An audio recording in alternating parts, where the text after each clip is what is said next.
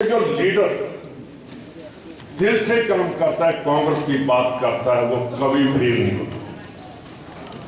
जो दिल से काम नहीं करता वो कभी लीडर पास नहीं।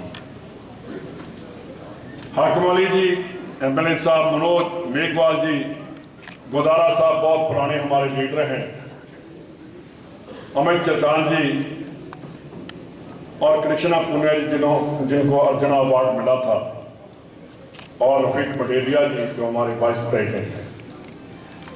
बहुत आप लोगों ने सुना और बहुत देर से आप बैठे और स्टेज पर बैठे मेरे सभी लीडर साहबान और मेरे भाइयों बहनों, मैं तो एक ही बात आपसे करना चाहता हूं कि आज देश को देशभक्तों की जरूरत है। 11 तारीख को फिर किसानों ने कहा कि हम दिल्ली को कूच करेंगे। जब अंग्रेजों का टाइम था, 15 महीने मोदी सरकार ने किसानों को दिल्ली बिठाए रखा। ऐसा ही एक आंदोलन चला था अंग्रेजों के टाइम में, उसकी अगुवाई कर रहा था सरदार भगत सिंह के चाचा जी अजीत सिंह जी। तो उस टाइम नारा लगा था, पगड़ी संभाल जटा पगड़ी संभाल। आज फिर वो दिन आ गया। जमीन का, फसल का रेट नहीं बढ़ा, फर्टिलाइजर का रेट कम नहीं हुआ, किसान की कर्जा माफी की बात नहीं की। जो हमारा रुपया है वो भूटान से नीचे आ गया, बराबर आ गया है। लंका जो एक हमारी रेमो कर्व पर था, वो लंका का जो रुपया है वहां की करेंसी इंडिया से ऊपर आ गया। बड़े बीजेपी वाले जब भाषण देते हैं तो इनसे मैं पूछना चाहता हूं कि मेरे को बताइए कि जब हनुमान जी को पूछा गया था कि राम कहाँ है, तो उन्होंने अपना दिल फाड़ कर कहा कि राम मेरे दिल में है। इनसे पूछिए कि राम कहाँ है, जो कहते हैं कि हमारे मुंह में है और बगल में छुरी। कभी राजनीति जो है वो धर्म के नीचे होनी चाहिए, ना कि राजनीति के नीचे धर्म होना चाहिए। जो भी पार्टी ने राजनीति के नीचे धर्म को लेकर आए, मैं उदाहरण देता हूं आपको। अकाली दल में पंजाब में धर्म को राजनीति के नीचे ले आते। आज कहां है अकाली दल? 2 एमएलए उनके बनकर आए। 25 साल प्रकाश सिंह बादल ने राज किया था पंजाब में। तो यही आप बीजेपी का होगा। ये कहते हैं कि कांग्रेस क्यों नहीं गई। मैं इनसे पूछता हूं, अडवाणी जी ने रथ यात्रा स्टार्ट की थी, वो अडवाणी जी क्यों नहीं वहां गए? उनको क्यों नहीं उनको सत्कार दिया गया? उस टाइम तो मोदी साहब कहीं भी नहीं थे। भगवान राम, अल्लाह रहीम एक है। जब भी हम बात करते हैं कभी ये नहीं कहते, हम ऊपर को हाथ करके कहते हैं कि अल्लाह राम रहीम मेरी रक्षा करो हमारी। तो ये क्या कहते हैं? बीजेपी वालों को जिन्होंने कहा है कि 70 साल में कांग्रेस ने किया, क्या कहते हैं कि नया भारत बनाएंगे। पहले वाले भारत को तो आगे लेकर चले जाओ। ये कहते थे कि हम घुसकर मारेंगे पाकिस्तान में, यही कहते थे घुसकर मारेंगे। जब पुलवामा का हमला हुआ था तो मैं इनसे कहता हूं कि इंदिरा गांधी ने तो पाकिस्तान के 2 टुकड़े कर दिए थे, उसके बाद पाकिस्तान खड़ा नहीं हो सका। आज हर रोज अब हमें आंखें दिखा रहा है पाकिस्तान। चाइना क्या हमारे साथ कर रहा है? कहां है पॉलिसी? क्या देशों में क्या हमारी हालात है? कनाडा क्या कह रहा है हमें? अमेरिका वाले हमारे बारे में क्या बोल रहे हैं? जब इंदिरा गांधी जाती थी, जब पंडित जवाहरलाल नेहरू, तो पूरे के पूरे देश खड़े हो जाते थे कि कोई बोलने वाला आया। डॉक्टर मनमोहन सिंह जी जब खड़े हुए थे वहां अमेरिका में, तो कितनी देर उनकी पार्लियामेंट तालियां बजती रही। ये कहते हैं कि हम परिवारवाद खत्म करेंगे। अगर परिवारवाद की बात करते तो फिर 2% वाला हिंदुस्तान का प्राइम मिनिस्टर बनता। मैं ये बातें मैं इसलिए आपको कह रहा हूं कि देश खतरे में है। आप देश में डोटाल साहब जैसे आपने कहा कि कांग्रेस का वर्कर मजबूत होना चाहिए, ये बिल्कुल बात आपकी ठीक है। मेरे को आज भी समझ नहीं लग रही कि राजस्थान में कांग्रेस हार कैसे गई। कांग्रेस का वर्कर नहीं हारा। अगर कोई हारा तो कांग्रेस का लीडर हार गया, वर्कर ने हराने की कोशिश की।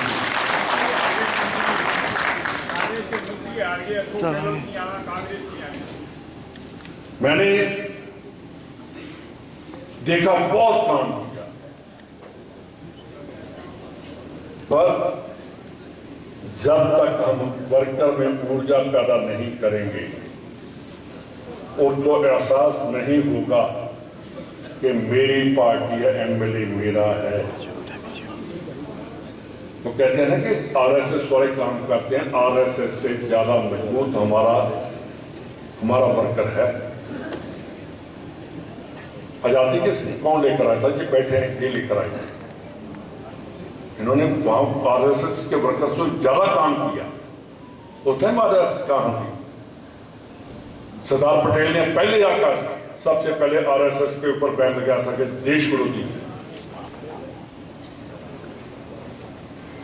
एक संविधान में एक बात होनी चाहिए कि जो एमएलए बन गया है उसके परिवार का कोई आदमी किसी भी ओहदे पर नहीं लगेगा, तो कांग्रेस का वर्कर कब उठेगा? देखिए, मैं तो पंजाब वापस चला जाऊंगा, पर जब दोबारा आपकी गवर्नमेंट आएगी, जहां आकर के फैसला जरूर लागू करूंगा कि ऐसा ही होना चाहिए।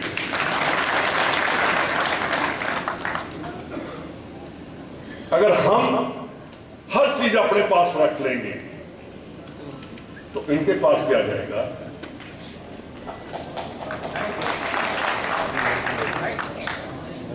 यार, हम कहते हैं कि वर्करों चलो लड़ाई लड़ो, आप हमारी रीढ़ की हड्डी हो, तो रीढ़ की हड्डी को अगर मजबूत करेंगे तो तभी लड़ाई लड़ सकते।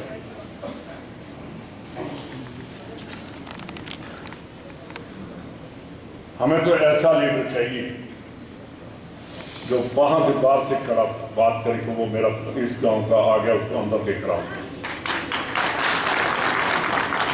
कौन हारेगा? गुजरात साहब जी, आप भी 4 बार एमएलए बने, मैं भी 4 बार बन गया। पहली इलेक्शन में हार गया। आपको जो स्टेज पर बैठे, मैं आपको एक बात बताना चाहता हूं। पहली इलेक्शन में हारा, मेरे फादर उस टाइम प्रेसिडेंट थे, तो मेरे गांव का एक आदमी, मैंने कहा मैं इलेक्शन हार गया, मेरे को कहने लगा कि तू पहली इलेक्शन जीत जाता, तेरा दिमाग खराब हो जाता। बिल्कुल ठीक बात है। मैंने कहा क्यों? कहने लगा आप तो लोगों के साथ लड़ाई लड़ेगा तो तेरे को पता चलेगा कि वर्कर की कीमत क्या है। उसके बाद अकाली दल की गवर्नमेंट बन गई थी, मैंने आपको भी बताया। एसएचओ को पीट दिया, पीडीओ को कर दिया, ऐसे कर दिया, वो कर दिया, तो जब वर्कर के साथ कुछ हुआ उसके बाद वर्करों ने कभी पीछे देखने नहीं दिया। उनको पता कि अगर कोई हमारे ऊपर उंगल खड़ी करेगा, जो सबसे पहले हमारा लीडर हमारे पास पहुंचेगा।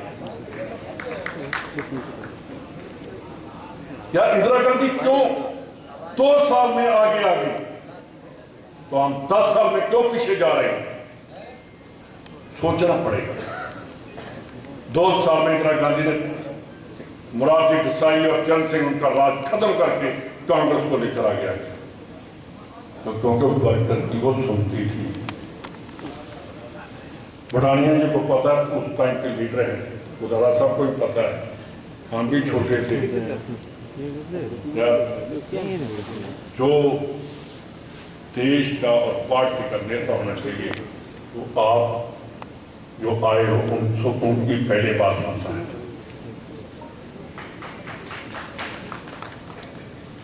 जो ऊपर ऊपर रह गए वो एक बार ही एमएलए एमपी बनते हैं, मंत्री बनते हैं, उसके बाद नहीं बनते। आप 5 एमएलए हैं यहां से। आपने आने वाला चीफ मिनिस्टर जो कहता था मैं चीफ मिनिस्टर बनूंगा, एक दिन पेपर भरने के लिए जाऊंगा, ऐसे ही है ना? आपने उसको कैसे वापस भेजा? बदरंग लिफाफे की तरह खाली लिफाफा भेज दिया। आप कभी वो डोटासरा साहब आप उसका नाम मत लो, आप वो तो काम खत्म। वो जो आपका गाना है वो बहुत चलता है, पता नहीं एक माधुरी दीक्षित का भी एक पता नहीं कौन सी फिल्म थी, आपका किसी को पता होगा, वो भी बड़ा चला था, जैसे आप हिलते हैं वैसे वो उसने गाया था। कौन सी मूवी थी? तो अब तो पंजाब में भी इनका गाना चलता है। मेरे को दिखाते हैं कि जो देखो आपके प्रेसिडेंट का ऐसा डांस करना सीखो। आप 70 आदमी बैठे हो अंदर एमएलए, बुढ़ानिया जी बीजेपी खड़ी नहीं हो सकती।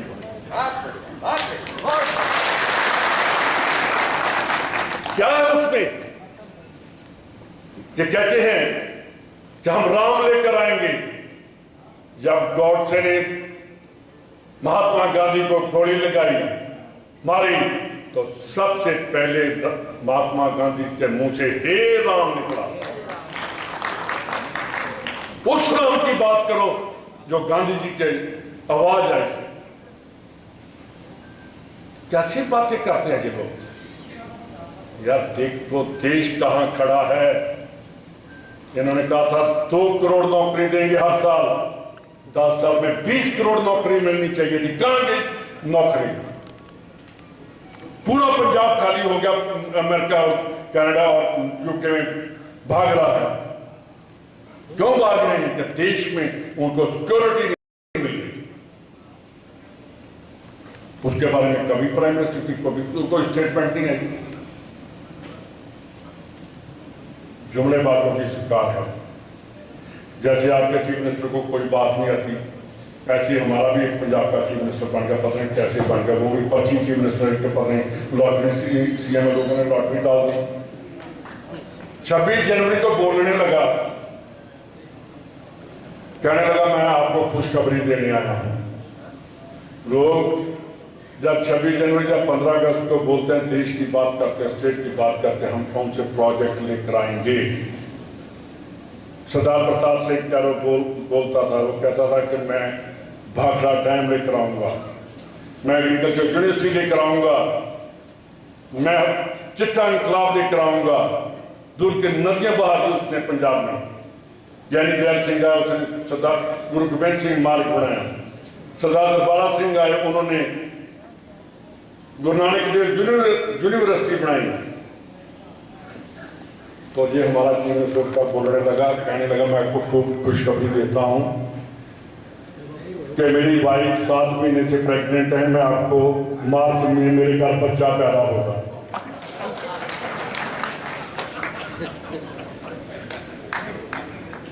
वो लोग पूछते हैं कि भाई वो तो तेरी बात है, स्टेट की बात कर।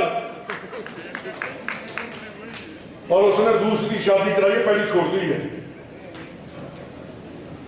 तो ये देश को चलाने के लिए आप कहते हैं ना, उसने कहा कि मेरे से मत डरो, भगवान से डरो।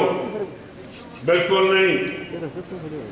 जो आए और चीफ मिनिस्टर को कहो कि भगवान के लिए मेरे को छोड़ दो, उसको ये कहना चाहिए। तो उसको सीएम को कहना चाहिए कि मेरे छोटे बच्चे हैं, भगवान के लिए मेरे को छोड़ दो, मैं आइंदा गलती नहीं करूंगा। तो फिर तो चीफ मिनिस्टर क्या चीफ मिनिस्टर है? मैं बुढ़ाने की बहुत छोटी पुरानी बात है, 71 की बात थी। इंदिरा गांधी प्राइम मिनिस्टर थी। लोग पैदल आया करते थे देखने के लिए कि इंदिरा गांधी कौन है जिसने देश को पांव के ऊपर खड़ा कर दिया और पाकिस्तान के 2 टुकड़े कर दिए। उस time Jagjivan Ram ji defence minister थे। तो वहां एक पाकिस्तान से वो बोलते थे, पर नहीं उनका निजामुद्दीन ऐसा कोई था, पुराने लोगों को याद होगा, तो वो बहुत मजाक करता था हिंदुस्तानियों को। हम तो सुबह ही अमृतसर जाकर चाय पियेंगे, शाम को जाकर दिल्ली में होली खेलेंगे। तो उन्होंने उनकी जाति के अगेंस्ट बात की थी बाबू जगजीवन राम की। तो उन्होंने बाबू जगजीवन राम ने कहा था कि जो मेरी जिसके साथ जूते बनाते हैं, कहने लगे इसी के साथ मैं पाकिस्तान की खाल तोड़ दूंगा और देश को जो है आंच नहीं आने दूंगा। ऐसे लीडरशिप होनी चाहिए। आप जुड़वासियों कि मैं भी पंजाब से हूँ और उस धरती से हूँ जहाँ से गुरु नानक साहब ने खेती शुरू की थी। जब उन्होंने 14 में 4 उदासियाँ की, उसके बाद उन्होंने पहरावा जो था गृहस्थी का पहन लिया था। तो वहाँ उत्तम खेती, मध्यम व्यापार, न खेती चाकरी का था कि सबसे उत्तम अगर है तो खेती है, तो उसके बाद व्यापार, उसके बाद तो जॉब। तो हमें हिंदुस्तान के 80% लोग गांव में रहते हैं, उस खेती को, उस किसान को बचाना है, उसको लेकर हम आगे जाना है। बहुत बहुत मेहरबानी। जय हिंद।